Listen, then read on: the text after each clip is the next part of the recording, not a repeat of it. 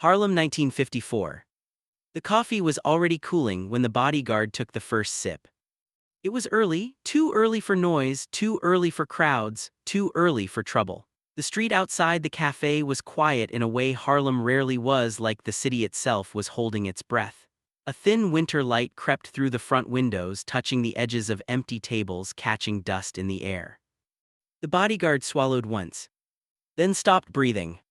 The cup slipped from his hand and shattered on the floor, brown liquid spreading like a stain no one wanted to name.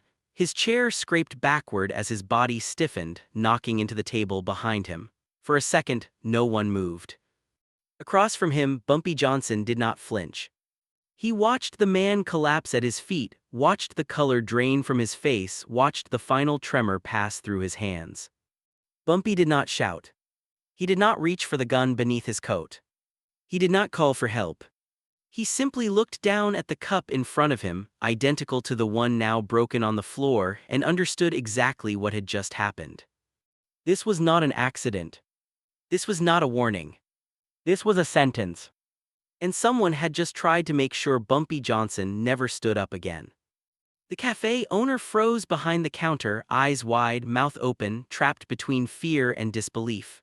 A woman near the window covered her mouth, holding back a scream that never came out. Chairs creaked as people slowly stood, unsure whether to run or stay still. Bumpy Johnson remained seated. He took his napkin, folded it carefully, and placed it beside the untouched cup. Only then did he stand. He looked down once more at the bodyguard, a man who had walked behind him for years, who had taken bullets meant for others, who had never asked for credit or praise. A loyal man. A quiet man. A dead man. Bumpy adjusted his coat, straightened his tie, and turned toward the door. "Everybody," he said calmly, his voice low but steady, "finish your breakfast." No one argued. No one spoke.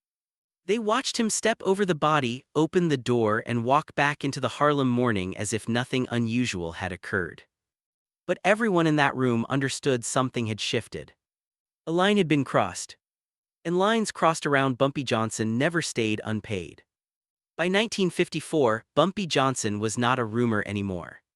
He was not a name whispered in back rooms or passed carefully between men who wanted to sound important. He was established, rooted, embedded into Harlem the way brick embeds into mortar. He had survived prison. He had survived ambushes. He had survived betrayals from men who swore loyalty and meant none of it. Most importantly, he had survived the Mafia's belief that Harlem could be controlled from the outside. For years, Italian crime families had tried to bend Harlem to their will. Some tried money, some tried intimidation, some tried violence. All of them eventually learned the same lesson. Harlem answered to Bumpy Johnson. Not loudly. Not publicly. But absolutely. He did not rule through chaos. He ruled through understanding, knowing when to speak, when to wait, and when silence itself was the message. Men feared him not because he was unpredictable, but because he was not. If Bumpy Johnson said something would happen, it happened. If he said nothing, something worse usually followed. That reputation had kept him alive. It had also made him a target. Poison was not the Mafia's usual language. Bullets were honest, knives were personal, beatings were instructional. Poison was different. Poison was quiet, it required patience, it allowed distance, it let the killer walk away long before the victim fell. And most importantly, poison suggested something else. Fear. Whoever ordered it knew they couldn't face Bumpy Johnson directly. They knew a public hit would ignite Harlem. They knew a loud move would bring consequences too big to manage. So they chose subtlety. They chose a cup of coffee. They chose the belief that Bumpy Johnson, for all his control, was still human enough to sip before he looked. They were wrong. By noon, the story had already traveled. Not through newspapers. Not through police channels. Through looks. Through pauses in conversation. Through men choosing different seats at lunch. In Harlem, news didn't need words, it moved through behavior. And behavior said one thing clearly: someone had tried to kill Bumpy Johnson and failed. That failure was louder than any gunshot. The Italians felt it first. Meetings were postponed, routes were changed, names were spoken more carefully. the men who had pushed for escalation suddenly found themselves surrounded by silence. No one claimed responsibility. No one denied it either. Because denial wouldn't matter. Bumpy Johnson did not need a confession. He needed confirmation. And confirmation was coming. That evening, the bodyguard's body was laid out quietly. No headlines. No crowd. Just a small room, a closed casket, and a handful of men who stood without speaking. Bumpy Johnson arrived last. He stood at the foot of the casket for a long time. No prayer. No speech. Just a look that carried weight no words could improve. This man had died because he stood too close to power. And power, once threatened, always responded. Bumpy turned to one of his lieutenants. "Find out who poured the cup," he said. Nothing more. Nothing less. Information didn't come fast. It never did. The men involved were careful. They had layers, buffers, people who didn't know what they were part of, people who thought they were just delivering messages or moving packages. But Harlem had eyes. And Bumpy Johnson had patience. A bartender remembered a man asking too many questions.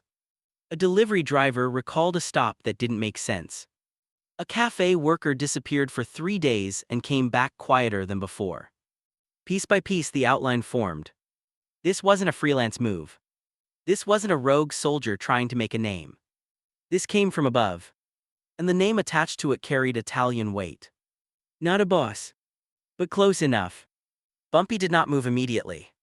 That was the mistake everyone else made. They expected anger.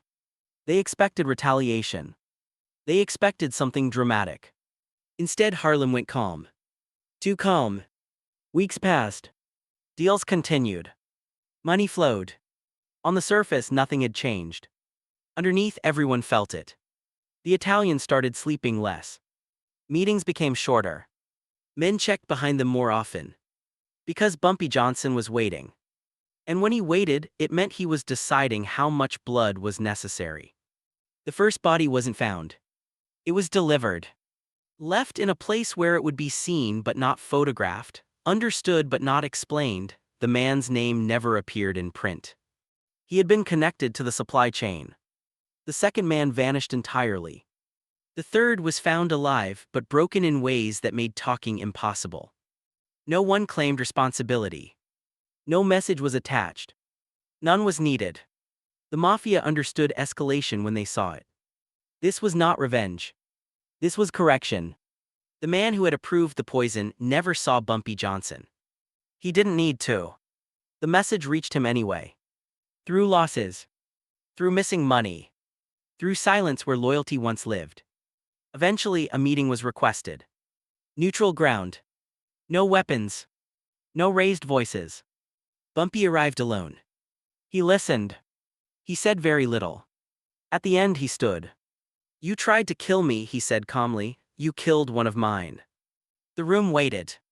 "You don't owe me an apology," he continued. "You owe me balance." The terms were set. They were expensive. They were permanent. They were accepted. Because refusing would have cost more. Harlem returned to its rhythm. The cafe reopened. Coffee was poured again. But people looked at their cups a second longer now. Bumpy Johnson continued walking his streets. With fewer bodyguards. With more space around him. The bodyguard's death became part of the story, not as tragedy but as proof. Proof that even when death sat at Bumpy Johnson's table, it didn't always get invited to stay. And proof that trying to kill a king and failing was the most dangerous mistake a man could make. Because survival wasn't mercy. It was a warning. Years later, men would still talk about 1954. Not about the poison. Not about the body. But about the silence afterward. The silence that told everyone everything they needed to know. Bumpy Johnson had lived. And the Mafia had paid. In blood.